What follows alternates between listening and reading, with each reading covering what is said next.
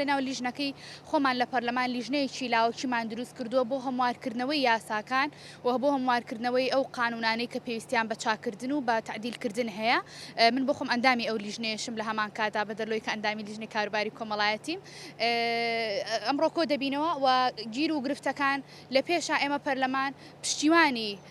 حکومەت دەبین کە پشتیوانمان کرد ئەو کاتە هەوڵ دەدەین ئەو خەرارانەش چاک بکەین کە هەیەی بۆ ئەوەی لە پێناو بەرژەوەندی و خواست و داواکاری خەڵک بە شێوازێکی گشتی. ئەمڕۆ دوای ئەوەی کە لێرە کۆ ئەبینەوە یاداشتەکانیان لێ وەردەگرین و گفتوگۆ دەکەین لەسەر کێشە و گرفتەکان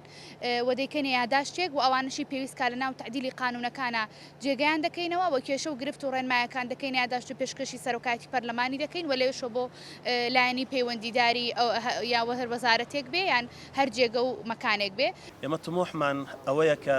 مستەوای دامەزراوەی کۆمەڵایەتی حکومی بگاتە و ئاستا هەموو ئەوەمان باس کرد. طبعاً بەشێکی گەورەی پەیوەندی بە کاروباری پەرلەمانیشەوە هەیە چ لە چاودێری حکوومەت و موئەسسات بۆی ئەو یاسایانی کە پەیوەندیدار و هاوبەشن بەشێکیان بە ئێمە و ئاستی وەزارەت بەشێکیان وەزارەتی کار بۆ وەزارەتێکی تر زۆر باشتر جێبەجێ بکرێن بۆ نمونە وەزارەتی دارایی هاوکاری وەزارەتی کار بێ بۆی مستەوای خزمەتگوزاری کۆمەڵایەتی بگاتە ئەو ئاستی کە هاوڵاتی چاوەڕێیەکە و بەشێکی تریشی لەو ڕۆوە کە پەیوەندی بە یاسادانانەوە هەیە کە ئێمە هێندە لە یاساکان لە هێندێ بوارە کە کاری پێکەین کۆنن یا لە ئاستی خواستی ئێستی هاوڵاتیانین و لە ئاستی ئەو پێشکەوتنەی ئێستانین ئەوەشمان بە ڕوونی باس کرد کە لێنەکە لەکوایە و ئەبێ لە داهاتووە چی بکرێت بۆی ئەو کلێنە یاساییانە پڕ بکرێنەوە.